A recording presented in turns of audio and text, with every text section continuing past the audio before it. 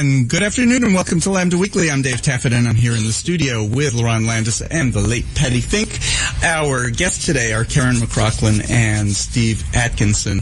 Karen, you may remember, is a former station manager here at KNON if you listened back in 1983. And Steve, if you know Steve's name, he's former president of Dallas Gay and Lesbian Alliance. They went to church today, and that's what we're going to talk about. Before we do, I just want to give a little explanation. We were suddenly knocked off the air last week, about 1:15, 20 after 1, something like that. It was everybody said, yeah, I broke the station. I didn't break the station. What happened was it was a phone line problem, and it took somebody physically going down to the tower, unplugging the internet cable and plugging it into the broadcast until AT&T could fix it during the week. Then somebody had to go back down to the tower again, unplug one, put it back into place. But so we were off the air a few hours, but we really didn't break the station. If you want to hear the rest of last week's show, because Lerone was doing the interview while Josh and I were on the phone with the engineer and trying to fix the station that we broke. We have the whole show, and it's online. You can either go to our Facebook page or just go to YouTube and just search Lambda Weekly, and you'll find it. Because Doc was home and recorded it off the internet, not off the broadcast. Karen and Steve went to church. Now, here's what happened. I want to make it clear, we don't really care what goes on inside a church. We don't care what a preacher says to his congregation. They can believe whatever they want to believe, but when they start hurting people outside of their church, that's when we worry. Here's the problem, and here's an example of how it already hurt somebody. Karen, a friend of yours I spoke to, and she lives in Midlothian, and received a postcard that said, "The War on Christianity Exposing the LGBT Agenda, January 8th at 10 a.m. And that's the service today that you went to, Patti, you went to it. No, I just listened online. Oh, you just listened online? I watched the live stream. Ah, okay. Steve and Karen went down there and sat pretty up close. Hard round. Yeah. There was a buffer zone of no one all the way around us. Yeah, well, who'd want to sit next to the two of you? Shady characters. But what was worrying, she said, I got this, but it's not just that I got it, all my neighbors got it. She said, we're a lesbian couple, we've never hidden who we are, but we don't make a big deal about it, because she said the only thing we're plotting is to be Yard of the Month. That's their gay agenda. But she said, she called me back later in the week and she said, we went to the supermarket today, and I felt like people were looking at us. And then she thought, well, is this just being paranoid? No, it's not being paranoid. Everybody in this city got that postcard about the gay agenda and our war on Christianity. That's where it's dangerous, when it starts planting ideas in people's minds and people are looking at their neighbors suspiciously. So Karen decided to go down to the church, not to protest, not to make a big deal about it, but just to listen to what he said. And that's where I got from you, Karen. Right. And this was not, I'll tell you what it was not first. What it wasn't is the type of sermon that we saw from the preacher in Fort Worth, where our group went to protest last summer, who said that the victims of the Pulse shootings deserved it because they were LGBT. This was not that. This is a very different, insidious kind of message that we are seeing so frequently now.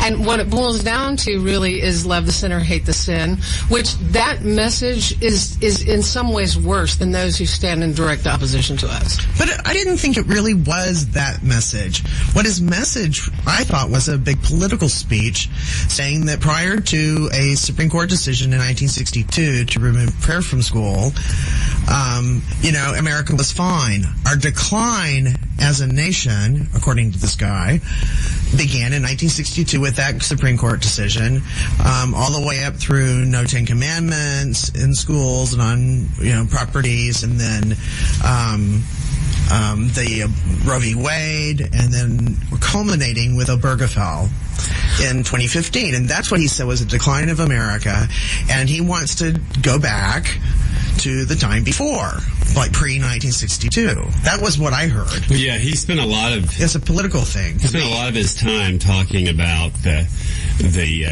propaganda that our side of the equation does, and outlining this war on people who, and more than calling it a war on Christianity as the flyer did, he would call it, he would say things like, they want to demonize those of us who believe our religious beliefs, or who believe the Bible, or who believe in biblical marriage. I mean, he was very much about talking about them being the victims.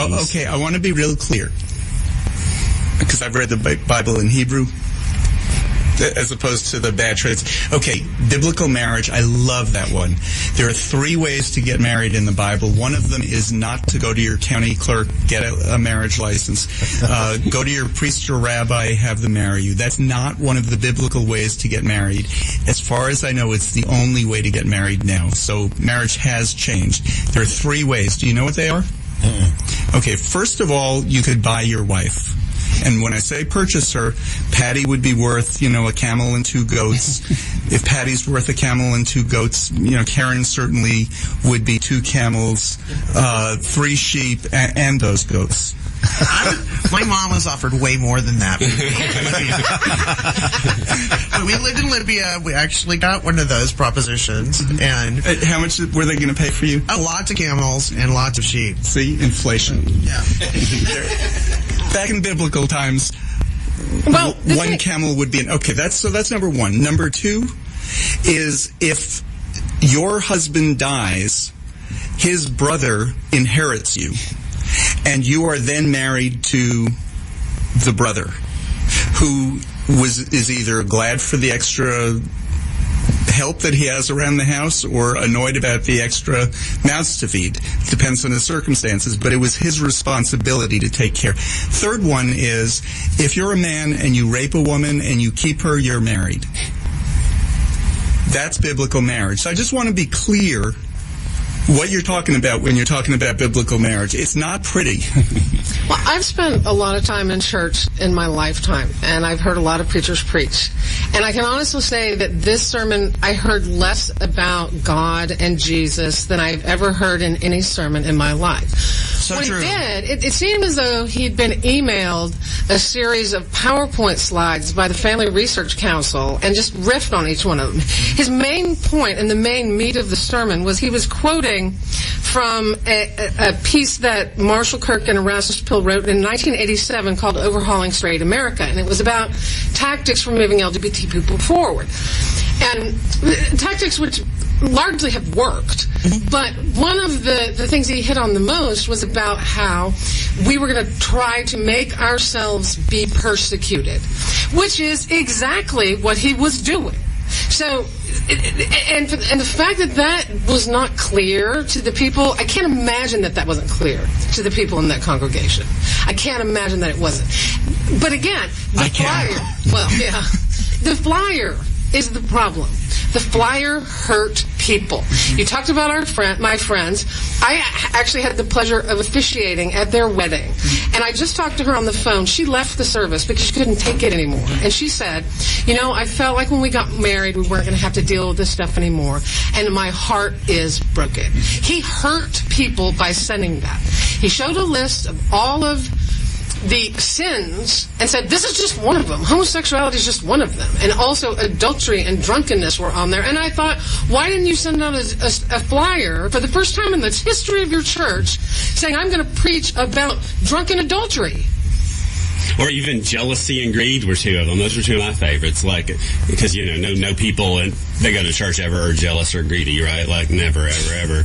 I think that tag on to the point of the postcard hurting and, and like David said in the beginning, none of us, and I don't know anybody anywhere who would say that we have a problem with people having their religious beliefs and espousing those and preaching those in their own churches. But when the message is that we, the gay people, are coming after them, the people who think like they do, then that's something totally different than just saying, we think being gay is sinful. We think gay marriage is bad. Those are our religious beliefs. Fine. That's a message that doesn't seek to harm other people or seek to make other people afraid of us. But when you say, we are coming after them, we don't want them to have their religious liberty. We don't want them to be able to support traditional marriage. I mean, that's a scary message, because then that is making other people fearful of us and making some other people hate us. And that's been, through the whole same-sex marriage or marriage equality debate, it's driven me crazy when people who throw things out, it goes unchallenged. Like when they say they're defending traditional marriage, but no one ever says, well, explain to me how it hurts your marriage if two gay people get married. I'm all ears. Tell me. Right. Okay. But just to pick back up on what Steve said, it hurts other people. Well, it also, it hurts ourselves. Now, I don't know if there's any openly gay people within this congregation that you went to. Yes. Openly members there, but we know there's gay people in there. And when they hear this, absolutely. And when they hear this stuff, this is what causes incredible depression within our own communities. No self-acceptance. This doesn't help. Okay, I got an explanation of exactly what you were saying, Steve. I was talking to the Southern Poverty Law Center this week. They take reports of hate incidents, not hate crimes. That's an FBI thing. Hate incidents. And they're looking into this one because this, not what was said in church, but the flyer and the possible backlash against gay people in the community, LGBT people in the community, that's being looked into. So I was talking to somebody at the Southern Poverty Law Center, and I basically asked the same thing. Why are they so adamant? What are these rights they think that have been taken away from them? And he gave me one sentence that explains it better than I've ever heard it before. He said, we don't respect Christianity's condemnation of LGBT people. We're not respecting their right to discriminate is basically what it is. And they feel that they have that as a right, that if they're right and what they believe is right, then they have a right to do whatever they want to people who don't believe what they believe. His sermon was, he went back and forth between, I love you, you're wrong. I love you, you're wrong. I think you have the right to believe as you want to. I don't really know. This is my opinion, but you're wrong. He started out the sermon, he put up a slide, and he said, now, these are the four categories that LGBT people break down into. And 95% of them are in category 1, which is peaceful. The other three categories were clueless, deceived, and militant. Yeah. So, and then he started putting out quotes from people who weren't even gay, and one from Hillary Clinton that he then said was about abortion, but it's the same thing. I mean, every point he drew was so thin. And we're talking about a sermon that was given this morning at Gateway Church in Midlothian. Obviously, Karen would come under the militant. Yeah, I think we all classify as militants. I was going to say, we all are. We all classified as feeling really sick. Patty and I would be clueless. Lerone is just peaceful. He said the peaceful gays, and you could say gateway church too, kind of gateway. But the peaceful ones, he said, 95% of the gays are just, happy for us to say our point of view and express our beliefs, and they're just fine with that because they recognize that we have that right. And then there are those who are deceived. And he said the deceived gays believe they're going to heaven. That they believe they're a Christian and they're going to heaven. And I thought, who the hell are you? Who the hell are you? This reminds me so much of the Church of Latter-day Saints, the Mormons, years ago, who were busted publicly for trying to, the Mormons are really responsible for things like Ancestry.com because they chase their ancestors and information about them because they think that they can still save them. They can get them into heaven by following a ritual, no matter if it's been hundreds of years or not. And they took it upon themselves to do this to Jewish people. They were going to get Jewish people into heaven. Who were killed in the Holocaust. Who were killed in the Holocaust. Exactly. And it's so incredibly offensive. It really is. To step into someone else's religious beliefs and decide that they're wrong and you're right. And, you know, when Christians proselytize, and I was raised a Southern Baptist, went to Baylor, as did Steve.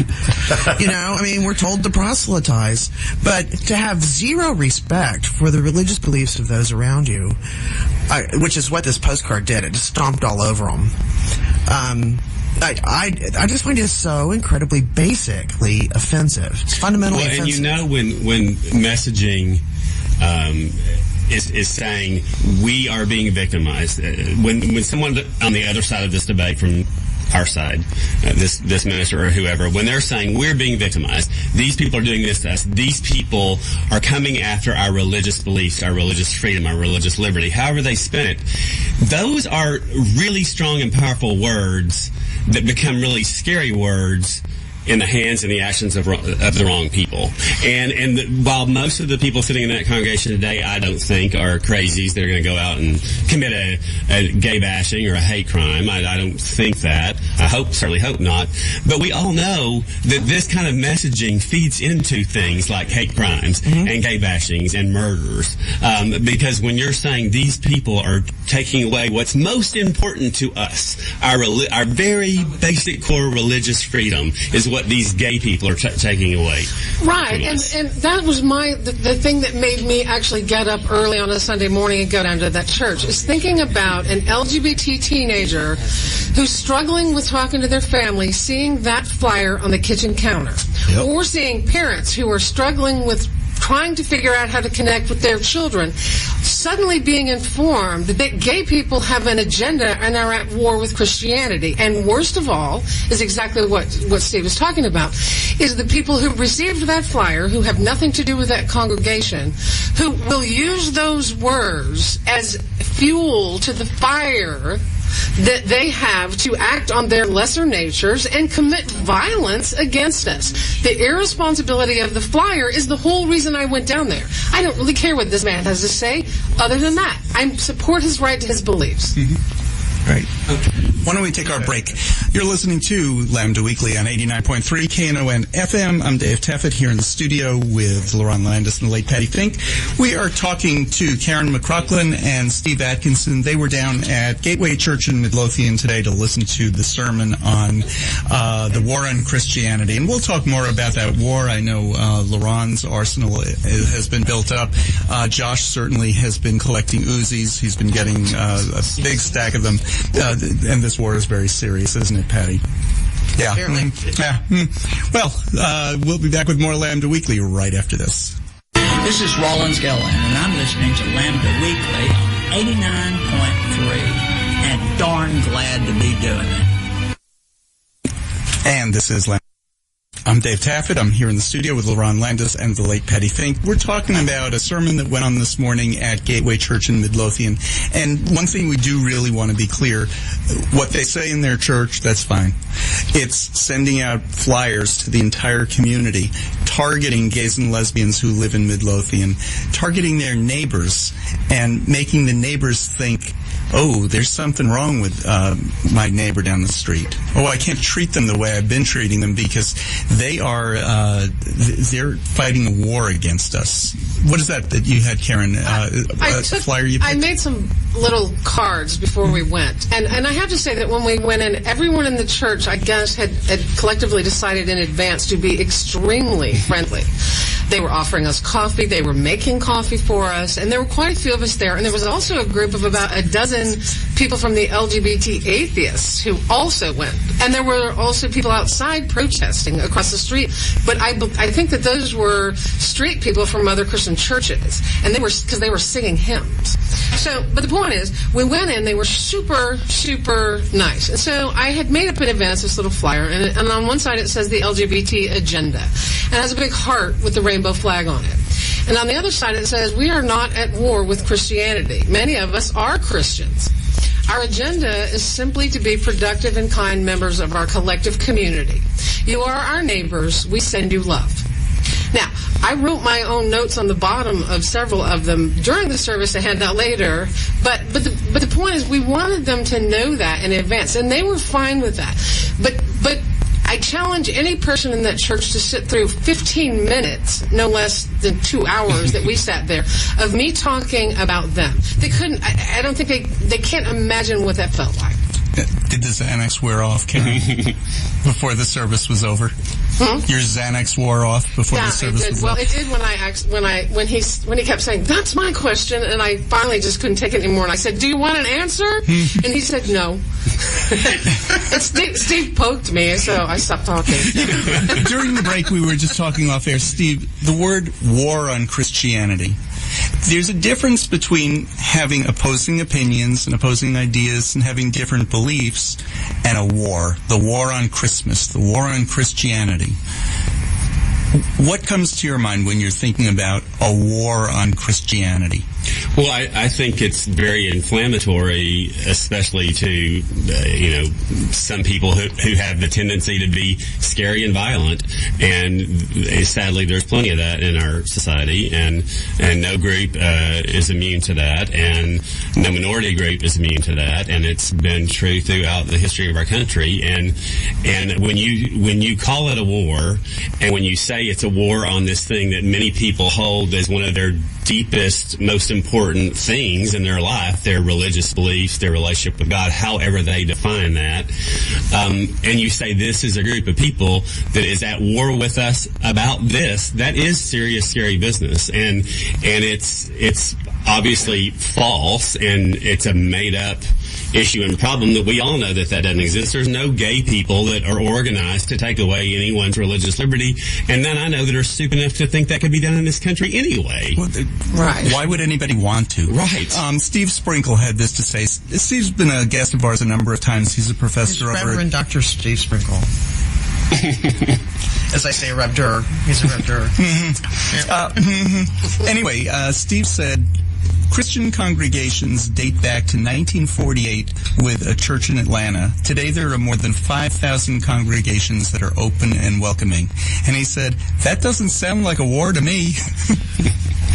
It was interesting because he posted one of the points that he was bringing up from this paper from 1987 about how the war on that homosexuals were waging, tactics that we've used. But one of the points was, to good effect, because we've created more understanding and love in the world. But one of the points was, in any campaign to win over the public, gays must be cast as victims in need of protection, so that straights will be inclined by reflex to assume the role of protector. Straight viewers must be able to identify with gays as victims. And I will submit to you now that is exactly what he was doing. He was casting himself as a victim. He was doing exactly what this outlines, except in the reverse. And that's what they're doing, I think. I really, attendance in Christian churches is on the steep decline in America. And this is a way to get butts in seats. Actually, since the election, mainstream churches are calling this the Trump bump. There's been a noticeable increase in people going to church, but at mainstream liberal congregations. Isn't that interesting? Right. At one point you said that this sermon was not like the one in Fort Worth last summer, where they were basically celebrating what happened at the Pulse nightclub. But I'm curious, did he say anything? He's making us out to, saying all these bad things about us and putting us in the same categories as liars and cheaters and so forth. Did he have any advice for what we should do with ourselves? No, and that was the most fascinating thing to me, like I said in the beginning, was that he was reading these talking points, but every time he'd say one, he'd go back and say, but this is just my opinion. And he'd make some offensive point, and he'd say, but I support your right to believe everything, but anything that you want to believe. And never in it did he give God's word as the solution to any of this. In fact, he didn't even talk about this. No, he didn't. This was a political speech. It was. It was. And this is, in addition to the flyer, my second biggest objection to this is that this was a political speech in a church that does not pay taxes.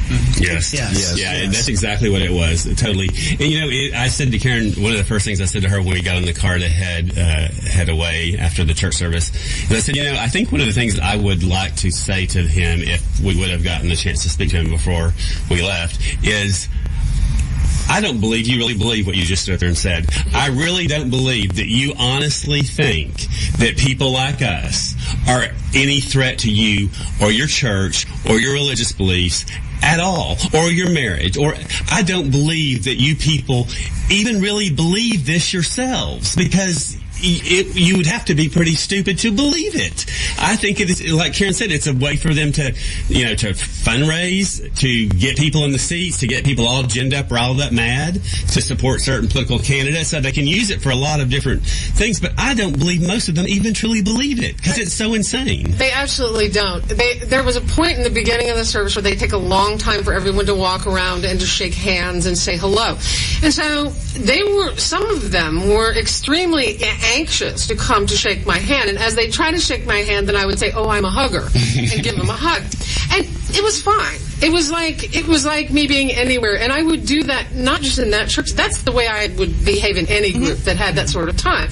But the point of the whole thing is that this is absolutely not what they believe. This church has never sent flyers before, ever, like this to the entire city.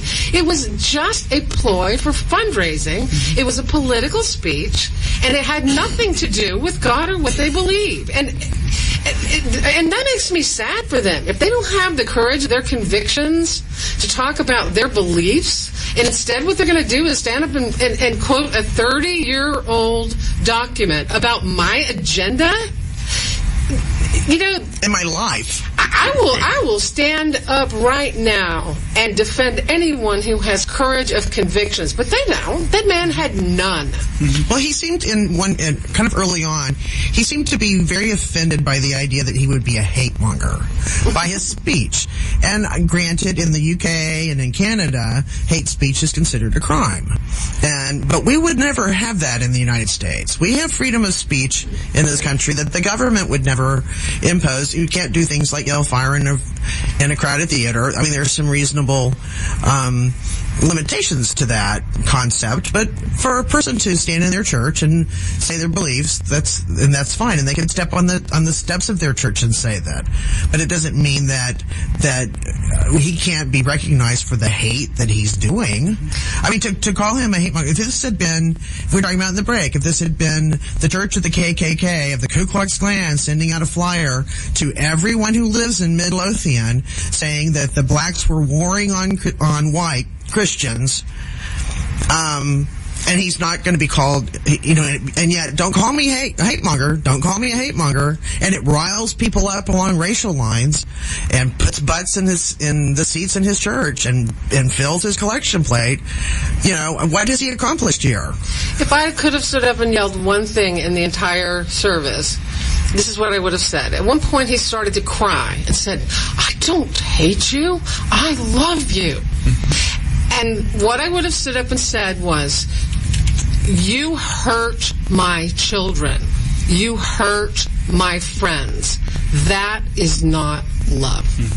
Yeah. Yep. And again, it wasn't what he said in church.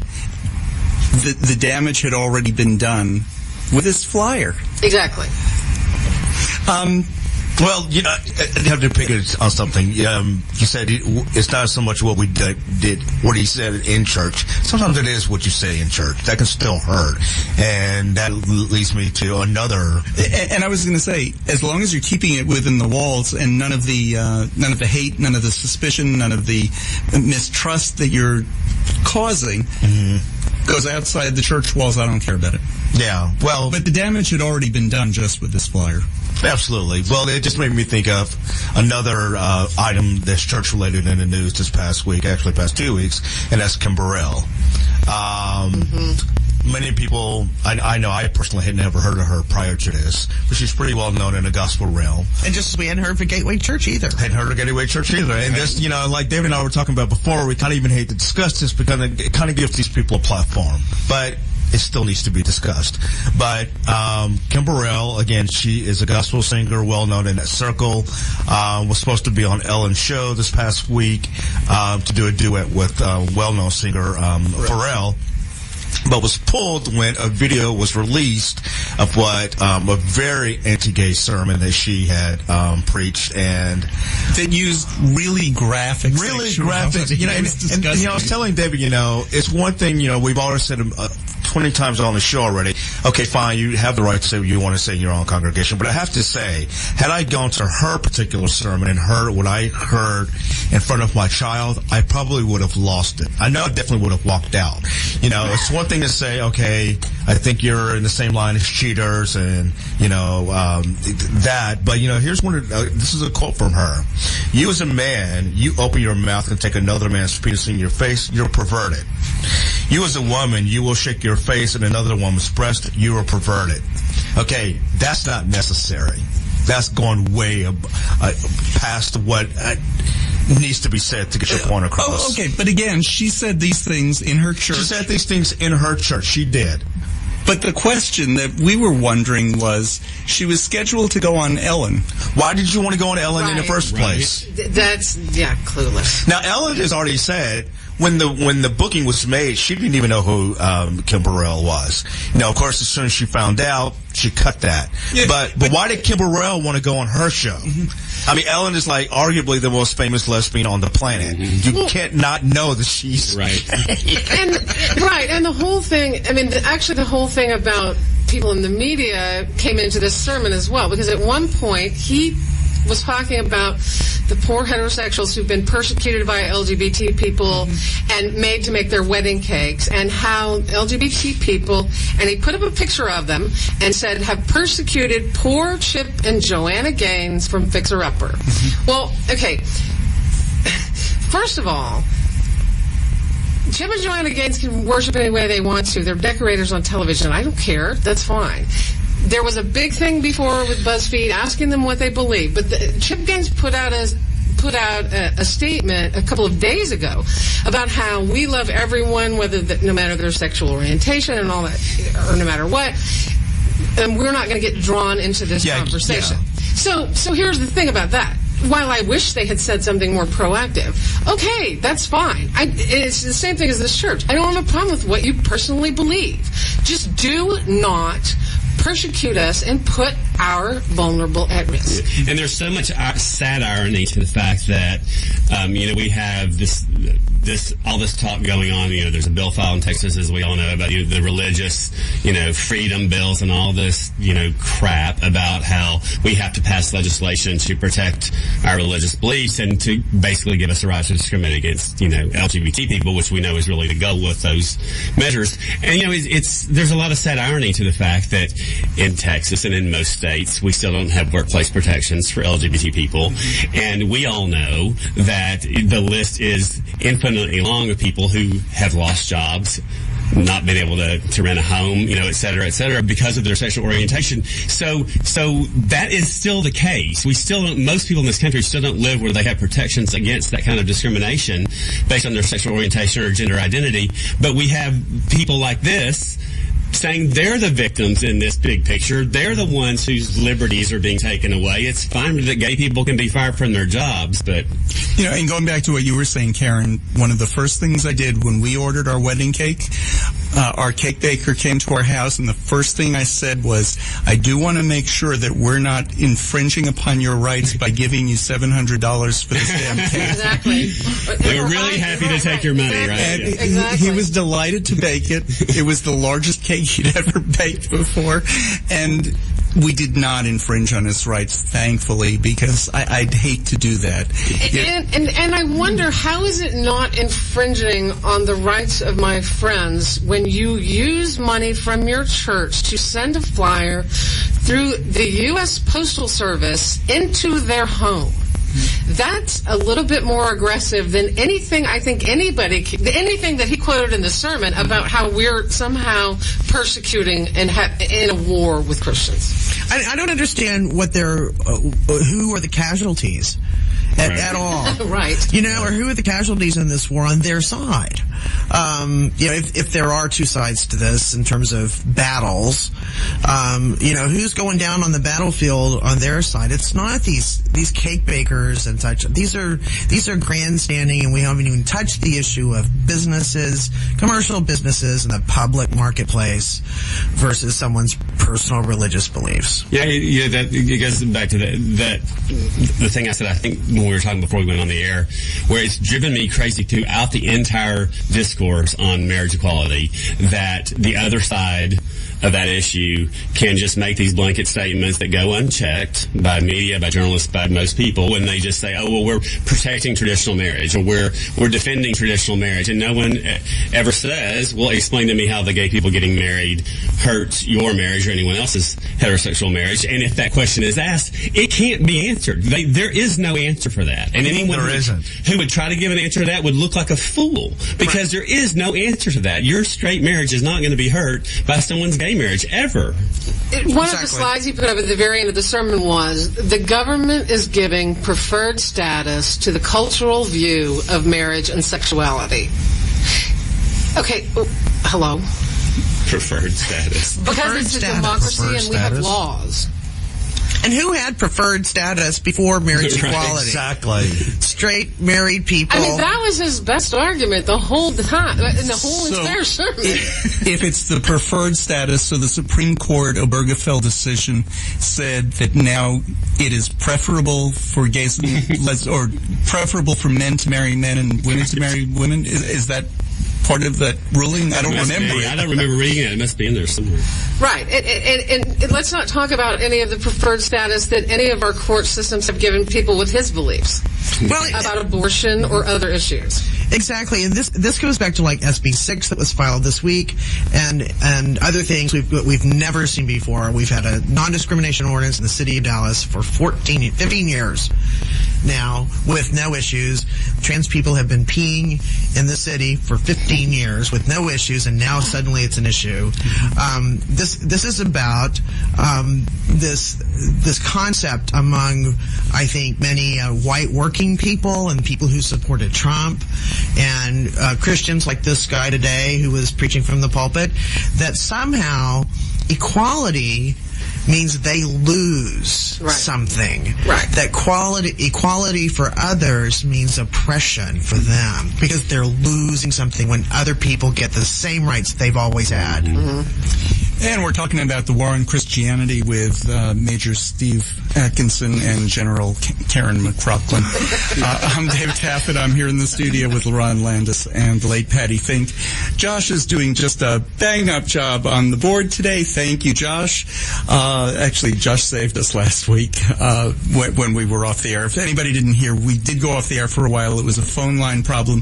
If you'd like to hear all of last week's show, you can get it online. Go to our Facebook page with a direct link, or just look it up on FaceTube, on YouTube, on FaceTube, Facebook. It's all a tube. It's on Facebook or YouTube. Or YouTube. Yeah, I know what I'm talking about. Something like, it's on MySpace. It's on MySpace? Right.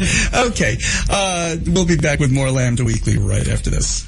This is Jennifer Maddox with Jonathan's Place, and you're listening to Lambda Weekly on 89.3 KNON FM. And this is Lambda Weekly on 89.3 KNON FM. I'm Dave Taffet here in the studio with Lerone Landis and the late Patti Fink. Our guests are fighting the war on Christianity. Karen McCrocklin, Steve Atkinson, they just came back from a battle. Or church. There was one other hate-related incident this week. Police are looking at it as a hate crime, or investigating it as a hate crime, and that was the Cathedral of Hope. Neil Cazares Thomas, who is their senior pastor, he was on KHBN on a talk show one day last week. That night, the church got hit with graffiti. We're not sure, and this is kind of what's ironic, we're not sure if it was anti-gay, because there was nothing that was written on the church that was anti-gay graffiti other than kitty porn, K-I-T-T-Y porn, which might have been a reference to something. Yes, Lerone's looking at me. Kitty porn? Kitty porn, yeah. Everything on this was misspelled. A Chevy, C-H-I-V-Y. But nobody said you had to be smart to be a bigot. So it's pretty clear, because it's clear this is a church, it's clear that this is anti-Christian discrimination, hate crime. It's not clear it's anti-LGBT. Isn't that ironic? Interesting. Right. Absolutely. So anyway, we think that the only connection might be that Neil was on this talk show, and then that night the church got hit. Is that what targeted or woke up in somebody's mind? Do I have to go hit that church? Was it just a random thing that somebody had something out? There was a name that was scrawled, and it's somebody from Louisiana who's in jail. Who knows? If somebody has a vendetta against somebody for some reason, who knows? It's probably the same folks who are, holding up signs at rallies saying, "Keep government out of my Medicare." Mm-hmm. Mm-hmm. So, you never know. Anyway, that's just one more incident that, if it was isolated, it would be a little bit scary.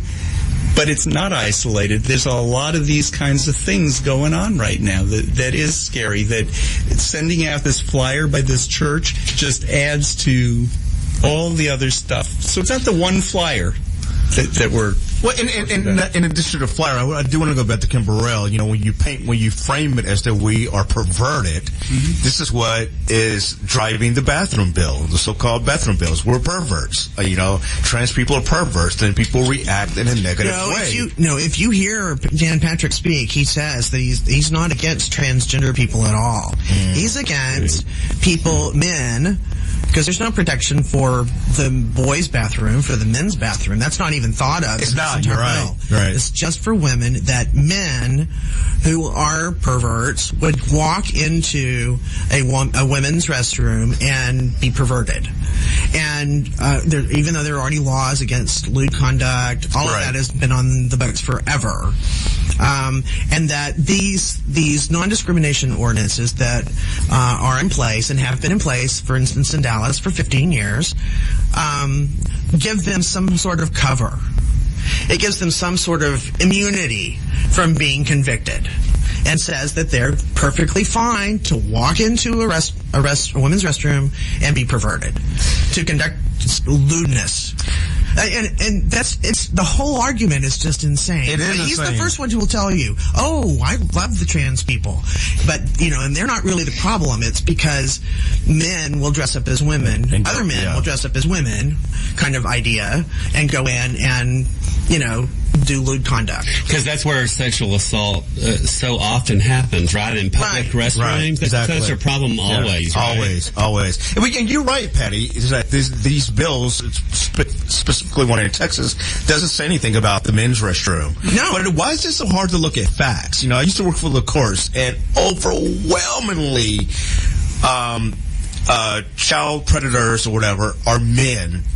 And so why aren't you concerned about the little boys who go into the men's restroom? They don't care. It's not. They don't care. Not in the bill. Looking at the facts went out the window about the same time we had an election. Yeah. I mean, pretty much across the board, we're left to look for context clues, and I'm pretty good at reading them. I don't know about you. But they've learned the doublespeak, and they've been emboldened to say these kinds of things. The big lie. Right. Polls show overwhelmingly people dislike Obamacare, but overwhelmingly like the ACA, the Affordable Care Act. Right. Yeah. And for the record, back to something Patty mentioned a minute ago, there were plenty of grammatical errors and misspellings on the slides. Plenty, believe me, yeah. Okay. I want to know... We're not being judgmental. No. I want to know how, when you got up there on your third row seats, there became this, moat around you, because there was certainly a moat between the stage and the congregation. But Patty, you're on this side of the board so that we don't have to be near them. But did they pay? I think it was planned. No. Here's what I think. I think the churches had a congregation-wide discussion about this in advance. They were all obviously aware of the fact that they needed to walk immediately to us and shake our hands when we came in the door. And when we all went into the sanctuary, it's divided in 3 sections, they were all sitting on either side. So we were on the third row, but there were 2 gay men that I don't know sitting on the very, very front row, right in front of them, holding in their laps a copy of that flyer. And then there were lots of people more in the back as well. So I think they were leaving the middle for us. But the interesting thing was, as soon as they came out, the people in the choir and the pastor could not look at us. Could not look at us. If you look back on the tape, look to the right side, look to the left side, skip the middle, the whole And he was doing the Marco Rubio thing a lot. Yeah. Guzzling that water. Stop, get a glass of water. Sip of water. One of the things I thought was really interesting, too, though, is some of the responses we've gotten from people in this discussion, like on Facebook, for example, about Christians wanting to distance themselves from this. Because he's talking about how there's a war on Christianity, and I actually think that other Christians are much more interested in marginalizing these kind of people than we are, because they give them such a bad reputation. One of my very best friends I grew up with is at a conference right now in Cincinnati where there are thousands of LGBT affirming Christians. She's a mother. She gives mom hugs. That's her thing, to give mom hugs, because her daughter's a lesbian. And so those people have much more at stake with this kind of speech than we do, even in some ways. One of the things that we haven't mentioned it, but I would love to mention it, and this sort of fed into us even wanting to go to the service today and hear what was said. When a group of us who are friends, and it included Karen and her wife, and Patti and her wife, and me and my husband, founded the group that we called I Am Done, and we had the protest of the evil, or the very mean pastor in Fort Worth.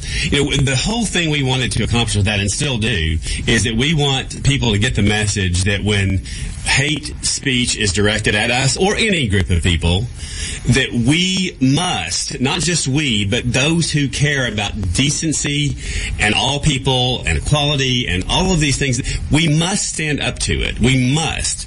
And for too long, I think too much of that has gone unchecked, and too much of it that's come from religious leaders, from ministers, has gone unchecked. And decent people need to stand up to this, because it leads to scary consequences way too often, like we talked about. So that is something that I hope people that are listening to us will take as a challenge. I mean, when you need to stand up, do it, and call us. We'll help you. We'll get people together, and we'll do what we need to do. And I think it's a challenge that has only swollen to an enormous need, given this new presidency that's going to happen in about 2 weeks, or begin in about 2 weeks.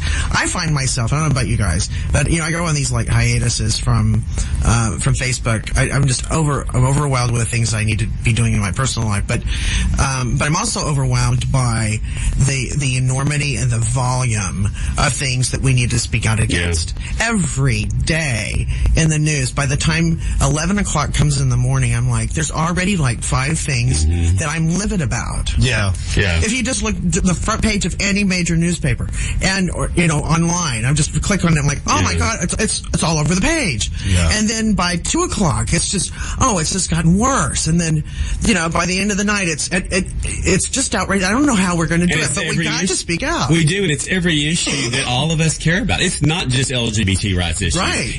I said to Karen in the car on the way over here, and I know a lot of us feel this way. I feel like every issue I give a darn about, every single one, is at a scary place, facing a scary future. Everything.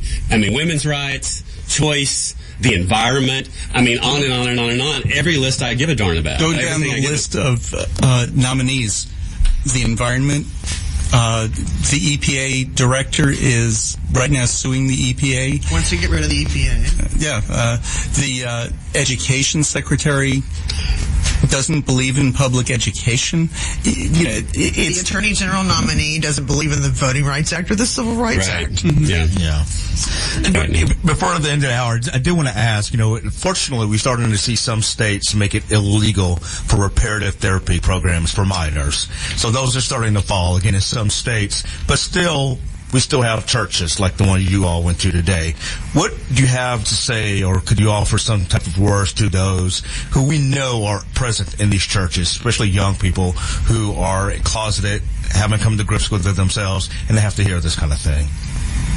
I would say seek support, and if you're young and you're in a situation where you're hearing hate messages directed at you, whether it's in your church or from wherever it comes, seek support. Get a support system, and there are resources in the city. There's a youth, an LGBT youth program through the Resource Center of Dallas that's phenomenal.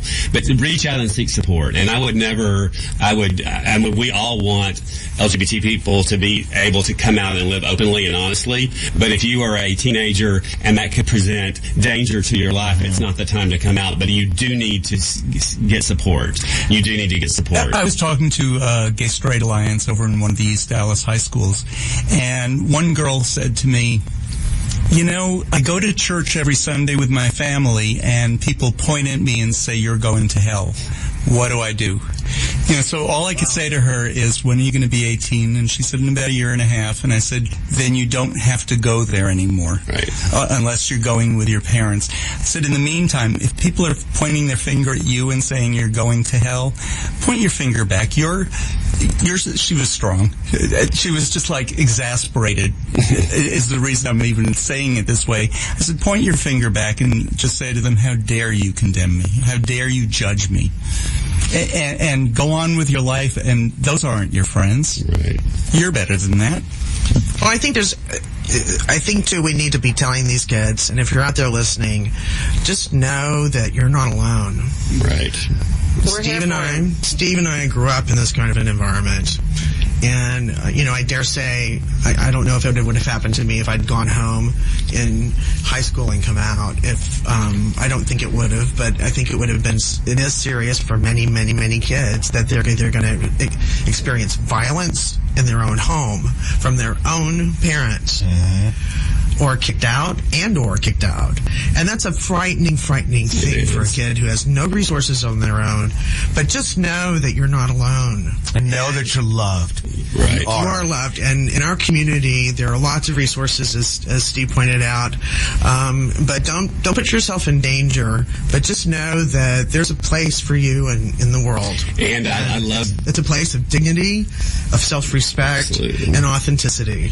I love that program that Dan Savage and his husband started called It Gets Better. Hang in there. It sounds like a cliche, but it is true. And if you're having to live through that as a young LGBT person, it won't be that way forever, and it will get better. There will be a day when you don't have to live at home, when you don't have to attend a church you choose not to attend.